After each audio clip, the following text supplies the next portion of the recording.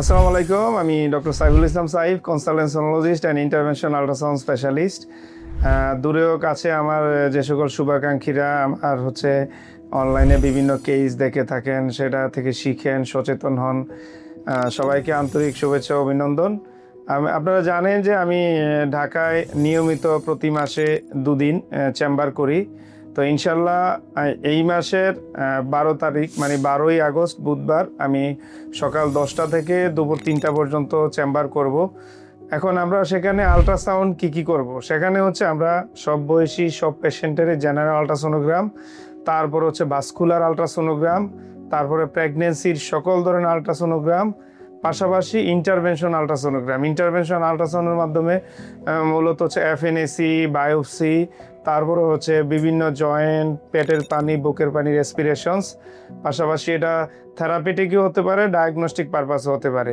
Vascular আল্ট্রাসোনোগ্রামের মধ্যে আমরা vascular ultrasonogram কেন করব, মূলত আমাদের যারা পেশেন্ট আছি, এটা যে কোনো বয়সে হতে পারে, যে হাত পায়ে জ্বালা পোড়া করে, হাত পায়ে কালার রং চেঞ্জ হয়ে যায়, রক্তনালীগুলা ফুলে যায়, দীর্ঘদিন ধরে ব্যথা, জয়েন্ট ফুলে যায়, মাংসপেশি ফুলে যায়, আমরা সেটার জন্য ভাস্কুলার আল্ট্রাসাউন্ড করতে পারি।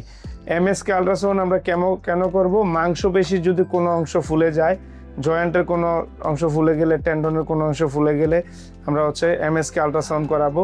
প্রেগনেন্সির বিভিন্ন আল্ট্রাসাউন্ড হয়, আমরা শুধু জানি যে প্রেগনেন্সির বাচ্চার হার্টবিট দেখি কিনা, ওজন দেখি না, কিন্তু প্রেগনেন্সির বিভিন্ন ধাপ আছে। যখন প্রেগনেন্সি শুরু হয় তখন আরও বেশি দরকার, কারণ বাচ্চার ক্রোমোজোমাল অ্যাবনর্মালিটি দেখার জন্য বাচ্চার অ্যান্টি স্ক্যান মানে ফার্স্ট ট্রাইমেস্টার এনিমেল স্ক্যানটা খুব গুরুত্বপূর্ণ। তারপরে আমরা নর্মাল জেনারেলাইজ আল্ট্রাসোনোগ্রামগুলো করাবো।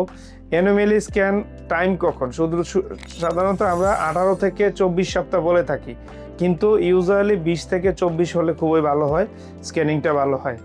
এবং ফিটাল ইকুটা আমরা কখন করব, ফিটাল ইকু করব মূলত যে বাচ্চার নড়াচড়া কম, হার্টবিট এলোমেলো আসতেছে, আগের বাচ্চার হার্টে অ্যাবনর্মাল ছিদ্র ছিল, বাচ্চার হার্টবিট বেশি আসতেছে, তারপরে মায়েরা চাচ্ছেন যে বাচ্চার হার্টটা ঠিক আছে কিনা দেখার জন্য। তো সেক্ষেত্রে আমরা ফিটাল ইকুটা সাধারণত আমরা 6 মাসের দিকে বলে থাকি, কিন্তু 6 থেকে 7 মাস 8 মাস পর্যন্ত আপনি করতে পারবেন, এবং তখন হার্ট পুরা ম্যাচিউর থাকে, সব ধরনের হার্টের ভিতরে সব ধরনের প্রকোষ্ঠগুলো ভালোভাবে দেখা যায়। এখন হার্টের যদি প্যাথোলজি থাকে, আমরা সেটা বাচ্চা তো পেটের ভিতরে আমরা ট্রিটমেন্ট করতে পারবো না, বাচ্চা ডেলিভারি হওয়ার পর্যন্ত আমরা কয়েক মাস হাতে সময় পাই, যেটা খুব গুরুত্বপূর্ণ। কোথায় কি ট্রিটমেন্ট করানো যায়, বাচ্চাকে আসলে সুস্থ হবে কি না, বাচ্চার ব্যাপারে আমাদের সিদ্ধান্ত নেওয়ার সুযোগ থাকে। তো আর বায়োফিজিক্যাল প্রোফাইলটা আমরা কখন করবো, প্রতিটা পরীক্ষা আলাদা আলাদা গুরুত্বপূর্ণ। বায়োফিজিক্যাল প্রোফাইল করি, বাচ্চার যদি নড়াচড়া কম থাকে, মায়েরা যদি নির্দিষ্ট টাইমে নড়াচড়াগুলো না পান, বাচ্চা হাইপোটনিক না হাইপারটনিক, নড়াচড়া ঠিক আছে কিনা, সেটার জন্য আমরা বায়োফিজিক্যাল প্রোফাইল করে থাকি। সেখানে অনেকগুলো 3টা 4টা 5টা প্যারামিটার দেখে আমরা সিদ্ধান্ত দিই।